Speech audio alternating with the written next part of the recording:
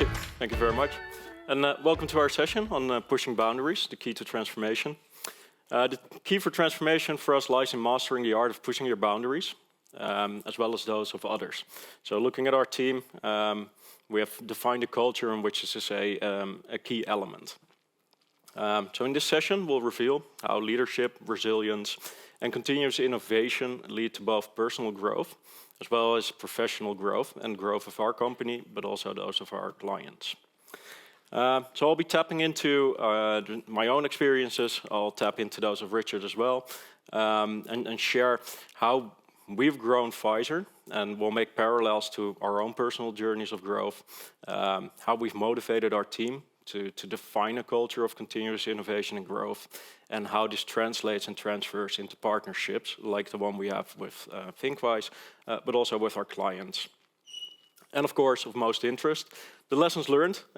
There's a few key lessons that we've learned along the way. We're still learning on a daily basis. And one is, to spoil one, it's most important for us to have fun along the way. So that's something that we've embedded in our team as well. How you do anything is how you do everything is a saying that has stuck with me personally throughout my life. Essentially, how you do the things in your personal life reflects on how you act in your business settings as well.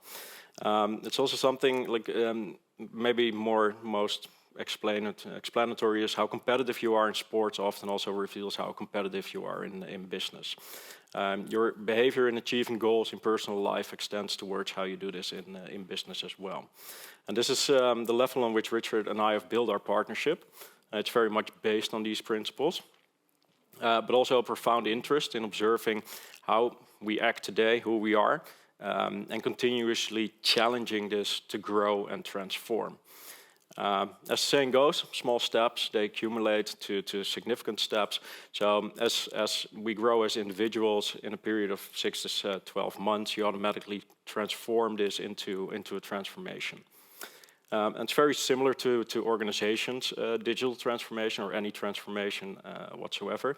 It's a continuous process where all steps combined, they add up to significant improvement. And where it's a matter of constant observations, revisions, and change. And your mindset determines how you cope with all of those. So, although Richard is not here today, as introduced by Luigi, I'll do a brief introduction on who he is, because he's a fundamental part of our organization. Richard started as a Big Five accountant. After a few years, he found out, okay, IT is my passion, and that's where he made a transition to an Oracle business partner. And after a few years, he thought, okay, maybe I can do this better on my own. So he started his own Oracle practice, solely dedicated to Oracle ERP systems, still in the finance domain, of course. So yeah, from bean counter to entrepreneur is what he has done. He's a real IT enthusiast, and obviously with a background in Oracle, he knows the IT world pretty well. He's married, father of son and daughter. I know him to be a very competitive person. Reflects in the sports that he does, so mountain biking, running, all kinds of different activities that he does. I think he's within our organization, within fizor, mostly known for creating success, his leadership roles, and his enthusiasm that he brings to us on a daily basis. Myself, I met Richard about 10, 12 years ago. I started off as an account manager at a different company, also ERP for construction organizations. And after a few years in account management, I figured it was time for a change. And that's when I knocked on Richard's door at his Oracle practice. Still looking for comfort, I thought, hey, there's an account management role there, I'll take it. But after a few years, I started noticing, okay, this is not fulfilling my personal needs. It's not the ambition that I have as a person. So decided to start a conversation with him. And luckily, at the same time, we were running a few projects at municipalities here in the Netherlands. And we were developing an in-house software solution for them. And we decided to make that our own IP solution, which at the end resulted in a financial process automation suite of software solely dedicated to the Oracle stack. This for me was an opportunity to start building a company based on that stack. So ultimately what we did in about 5 years' time, we built a group of about 30, 40 consultants, built out a partner network in the United States, Canada, Australia, and we were doing pretty well. And the thing with doing well is that comfort comes back. So the whole bumpy road of starting up, finding those launching customers, expanding into new regions was exhilarating, exciting, and new. And there was a lot to learn. And as soon as things got on track, that energy kind of fades away. And so once again, I had to talk with Richard, and I told him, okay, this is going smoothly, and this is not who I am. I'm missing the startup energy. The failure is not an option mentality. This has to work. So we figured, okay, let's look for new possibilities. And that's pretty much where Fizor was born. And today I'll share you how that bumpy ride has gone to establish the partnerships that we have today. As well as how we took the team to embrace a culture of continuous innovation and to challenge themselves. So yeah, what was next? And that was Fizor. In addition, there's on the bottom part, father of a 4-year-old daughter. I think it's very important to be very balanced in your life. So although I love the startup energy and the scale-up energy that we are in today, it consumes a lot of your time and a lot of your energy, but I think it's good to balance both. So because being a balanced, having personal life balance with your work life just makes sure that you keep the endurance to keep going in your business life as well. So I'm very much focused on my wife, my daughter, and doing the things that I enjoy with them most, and that's just family, friends, boating, and sports. It's, well, Luigi mentioned we're probably one of the oldest ThinkWise partners, definitely not the oldest. I think we date back about 3 years with ThinkWise, and it was in the midst of a lockdown that we actually met Victor and Aad in the ThinkWise office here in Apeldoorn. Before the meeting, obviously we had some preparations, Richard and myself, as to where do we start off with in terms of a partnership. And not so much the day of actually establishing the partnership, we kind of defined as to where do we want to be in 3 years' time. And that's more or less where we actually predict the future and saying, okay, in 3 years' time, we want to be a significant contributor to the success of ThinkWise in the Netherlands, and especially in those industries in which we have a focus, which are logistics, wholesale, and manufacturing. So that's kind of how we started off with ThinkWise in the partnership. It's a statement we made 3 years ago. Creating the predictability of where we are today. Collaborating with ThinkWise on almost a daily basis, collaborating with their sales on a daily basis, and with clients as well. Now, predicting the future is it's kind of a statement to make, but we take a similar approach to our IT projects, which means that we predict the outcome of the actual project, and then we reverse engineer all the actions we need to take to actually achieve those objectives and those goals. And of course, this means that you continuously have to adapt, correct, and ensure that what we have set as a goal, that we actually create that as a reality for ourselves, but most importantly for our clients and partners. So these are not holiday pictures, it may seem so. Fizor's vision on leadership is to lead by example and motivate others to explore as to where their limits are and challenge them to break through those limits. Because at the end of the day, you have your comfort zone, and outside of your comfort zone is your growth. We work with a lot of young professionals, which means that there's a lot of unlocked potential within their careers. And I think Richard and I both look at this the same way. We want to challenge them to explore as to where can you realize growth and excel as an individual, but also as a consultant, developer, business analyst, or project manager. So that's what we do, but that definitely means that Richard and I have to challenge ourselves as well. Being where we are, we can make comfortable lives. We have heating and all kinds of different fancy stuff, which makes life really comfortable for us.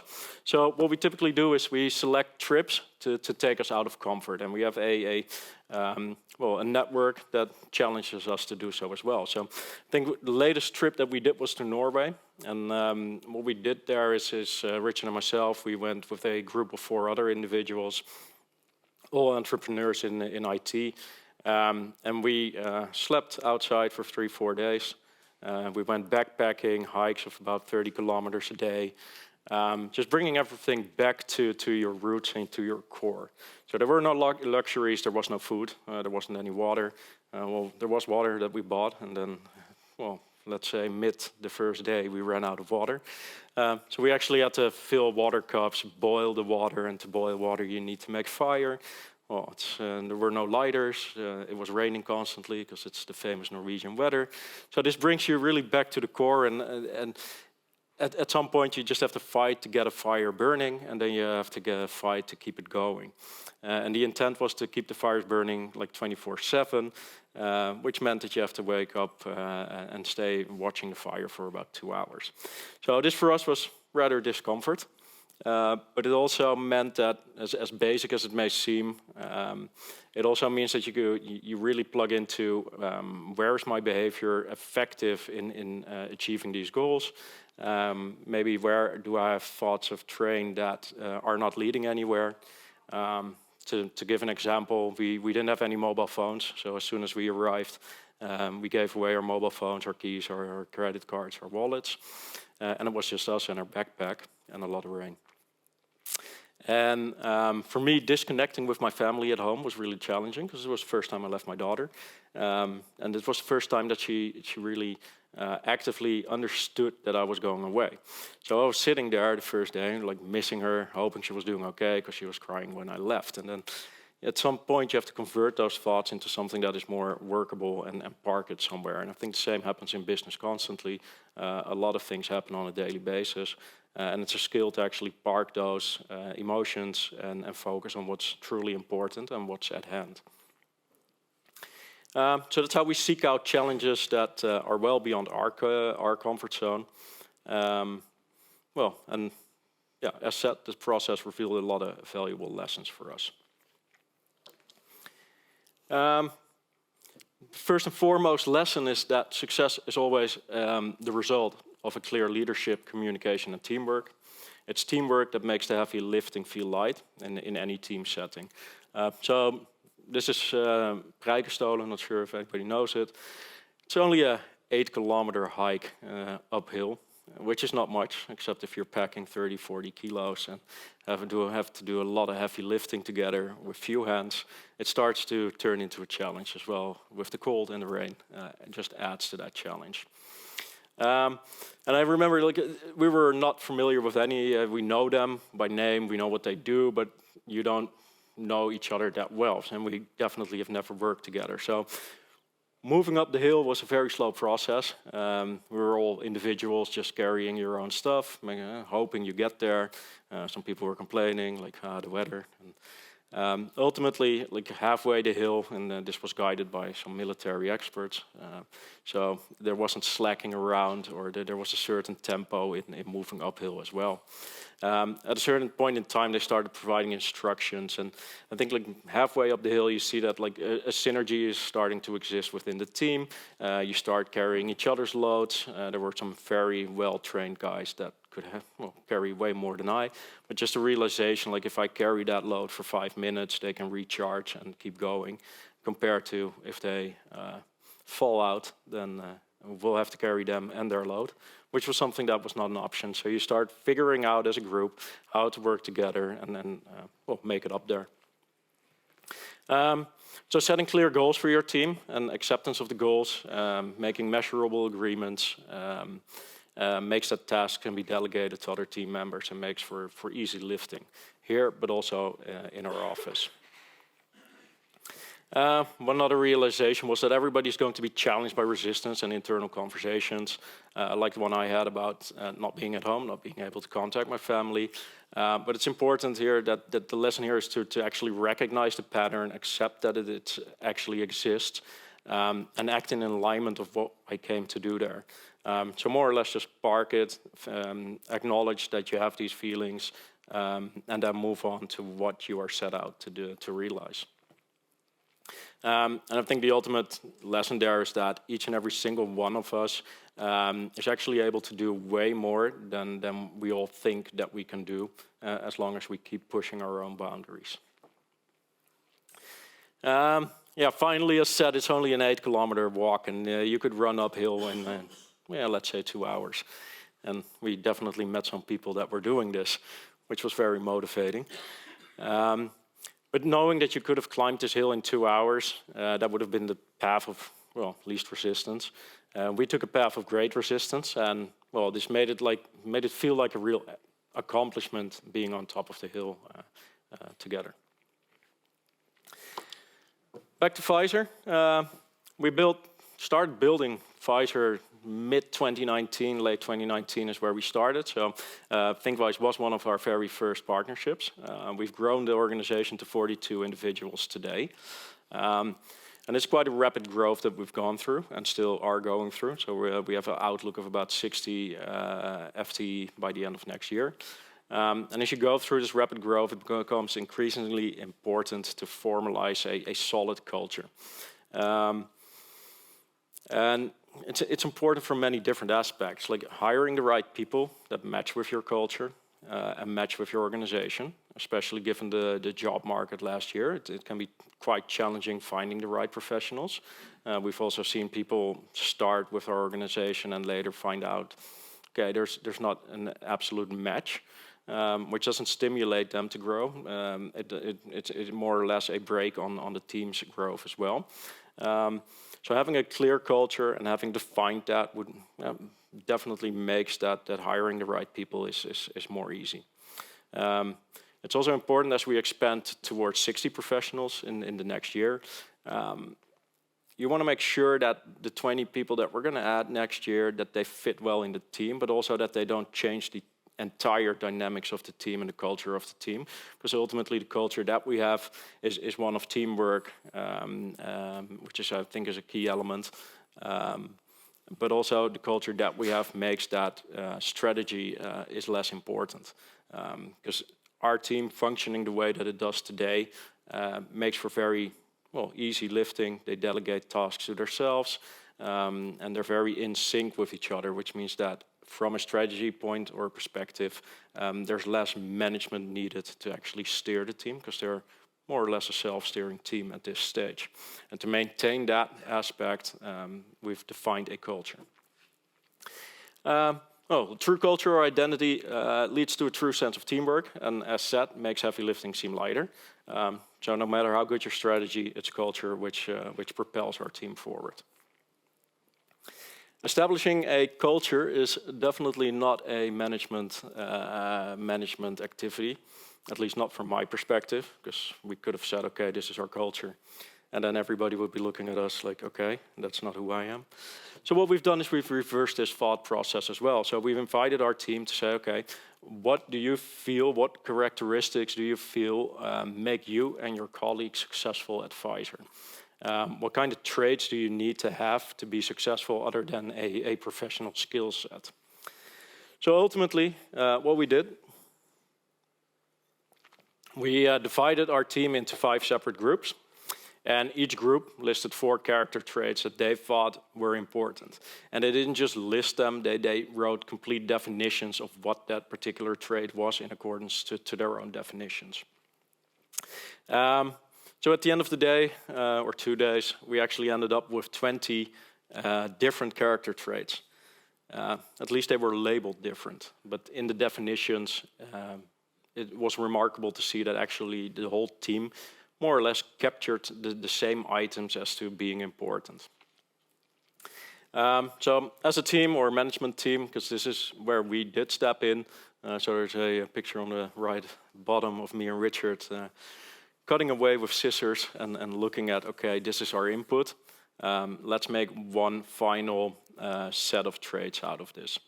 So that's what we do. That's what we've done. We've brought this back to 4 personal traits, which captures what makes us successful as a team and what makes our colleagues successful as individuals. And that means that translates into success for clients and professionals as well. The most important takeaway here is that we know how our team operates. So either when Richard is still in Canada and I'm not in the office, I know exactly what's going on because they all operate in the same way. And that just provides a lot of ease of mind, because for the first time in about 10 years, I can go on holidays and leave my laptop at home and know that things will take place as I had foreseen them to do, because it's just a shared DNA at this stage. So the traits that or rather our team has defined is driven, responsible, collaborative, and flexible. And driven means that we're all here to succeed, to challenge ourselves and challenge others, and motivate others to challenge themselves as well, and ultimately become the best at what they do.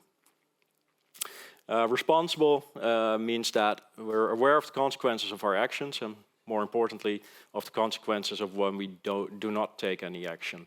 So taking action has a consequence, but doing nothing may even have more profound impact as well. So this translates into deadlines and we have the utmost respect for the work that we deliver to our peers, but also externally. Collaborative. I think within fizor and the partnerships that we have with ThinkWise, collaboration is absolutely a key element. It's what makes us successful with clients. It's what makes us successful with partners and with colleagues. And it's also something that our team as a whole is very fond of, because at the end of the day, guiding clients through digital transformation is a team effort. It's an internal team, but also an external team. So we tend to view our own team as an extension of our clients' teams. And flexible. There, we adapt. We see change. We're forced to change, especially into COVID, which was interesting times to run a startup. Where nobody actually was changing jobs. At least we had the hardest time finding colleagues and scaling our organization, because people were kind of comfortable where they were and were not that open to taking any risks or opportunities for that matter. But it does ask for a lot of flexibility from Richard and myself, but also flexibility from our team, because maybe they had to do a little bit more workload than they would actually wanted to. But that is how it was, because we all had the same goal ahead of us, and that was to scale to where we are today. So this is the resilience to adapt to changing circumstances.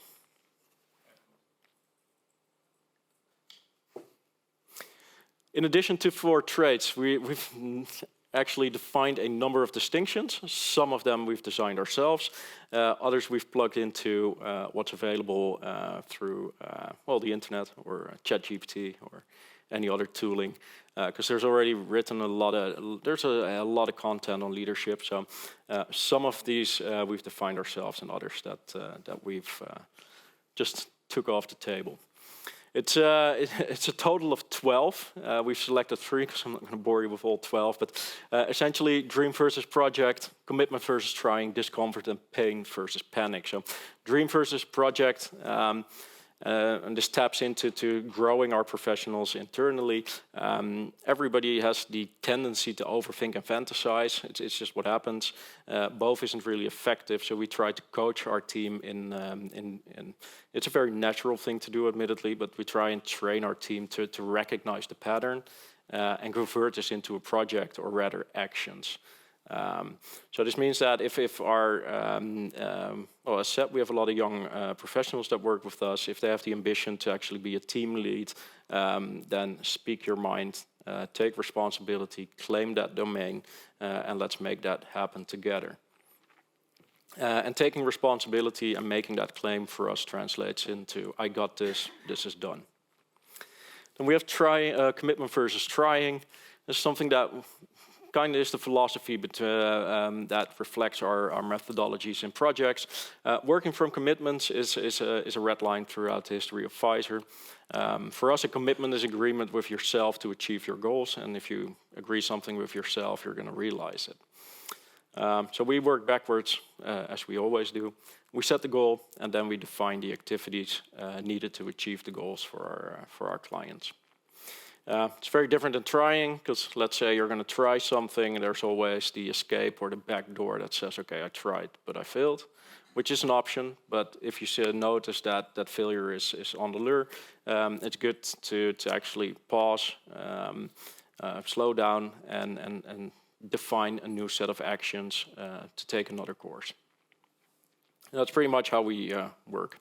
So let's say go live dates for us, they are a commitment. So a lot of projects typically run late.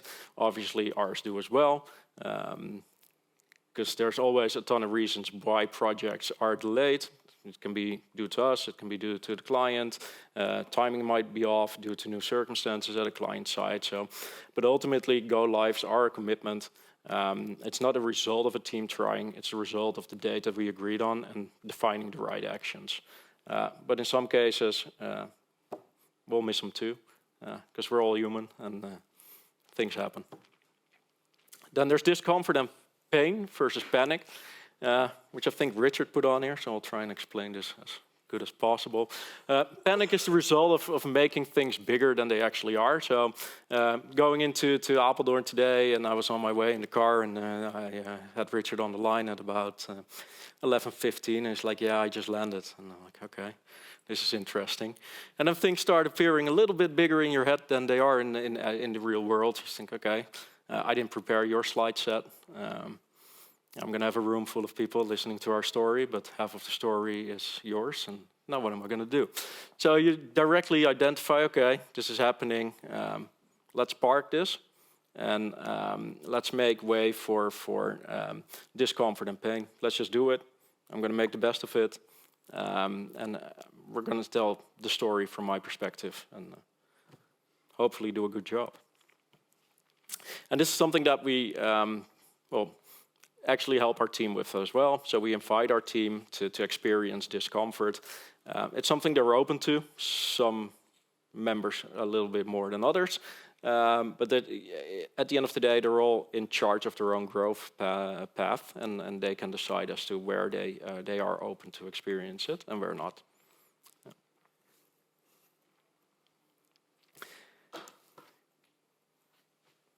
A few lessons learned. As soon as you start defining the culture, growing, it means that we have to transform as well. So let's say 3 years ago, it was a lot of Joost and Richard. Today, not so much. It's our team that typically does the speaking. It's our team that goes to clients. And you see that we're fading away towards the background, and our whole job role and description and the things we do is completely different than what we did 3 years ago. And obviously that does require some adjustments and some discomfort, because it's all new ground to cover. And some other lessons that we learned: as soon as you define the culture, you're going to notice that although a lot came from the team, or virtually everything, there's going to be some very strong matches, and then there's going to be some mismatches.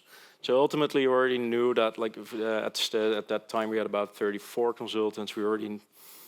Beforehand, we could already pick 4 colleagues of us that we knew weren't going to find their way or identify with the culture that we defined. So that's unfortunate, because they were very valuable to get to the point where we were at that stage. On the other hand, it's also very good, because it made it clear at that stage and not at a later stage. So the ultimate good thing there is that you prevented a lot of frustration, and we could transit them to other companies in a mutually respectful way, which I think is something that is very important to do. Another lesson learned is that your team has the answers. So when we first sat down and decided we need to define these things and we need to scale the organization in accordance too, actually our team had a lot of answers. So initially we thought, okay, we have to start doing all of this work. And well, honestly, if there's any way I can dodge work, then I might do it, especially if there's somebody else that can do it better. And what we found out is that our team actually had a lot of answers. So both in defining the culture, but also in their stairway or their stairway to heaven. Like, what are my growth potentials within the organization of fizor? What do I want to create? And actually, they had all this input for us readily available. But also input on maybe a recruitment tactic shouldn't be that Joost or Richard speaks with candidates, which we used to do up until we had about 20, 30 colleagues. Today we've delegated it, or more or less, well, not even delegated. Our team actually said, okay, if we're talking to SQL developers, ThinkWise developers, maybe it's good to have our lead developer take the lead there. He takes ownership of who he wants placed in his team. And all Richard and Joost have to do is say, okay, within these variables, we're okay, so go ahead and onboard him. And also the whole onboarding is not something that I'm involved in anymore, but our team is. And that makes it very scalable and makes that Richard and myself can put focus to those areas of our business that are important to us, and our team puts focus on what's important to them. And together we align those.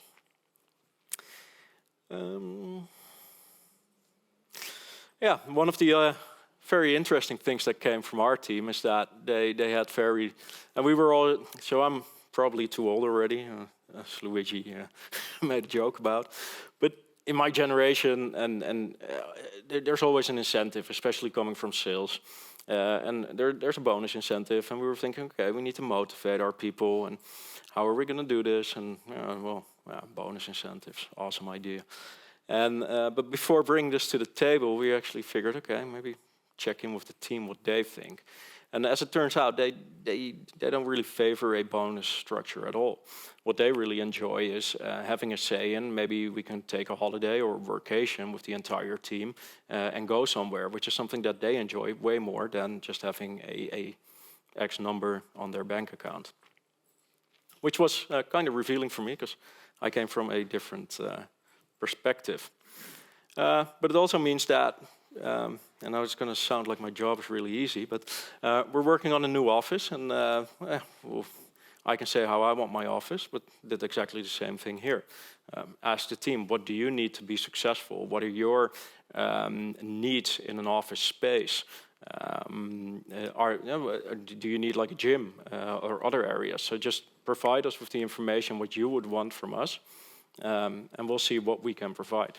So actually the whole decoration, everything, the whole new office location that we're going to open in Q1, is are their thoughts combined to make sure that they work together effectively and have a great time at work.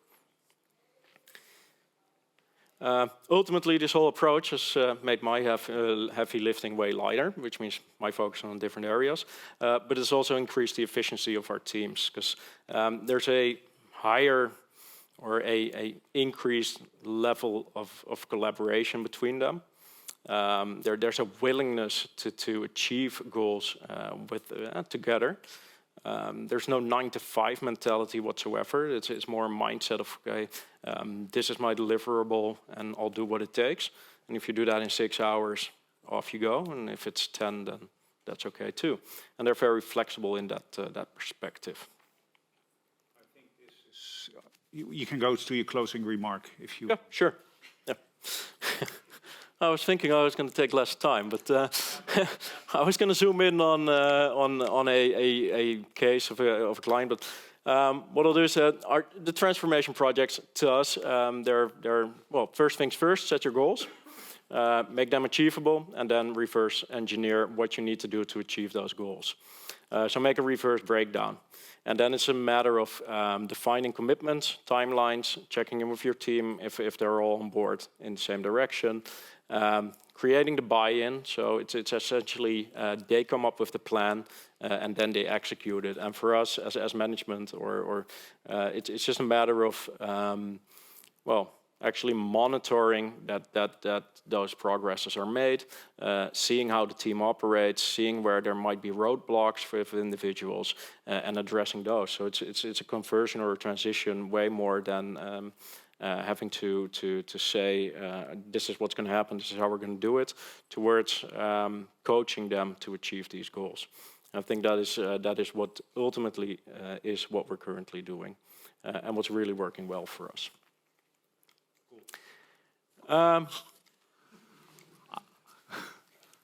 So proving this is not a, there weren't holiday pictures, this is 8 degrees water in which we could sit for about 5 minutes and relax, as you can see. So if you walk the walk or talk the talk, you should walk the walk. So this is proof that it was actually done. A head of applause for Joost.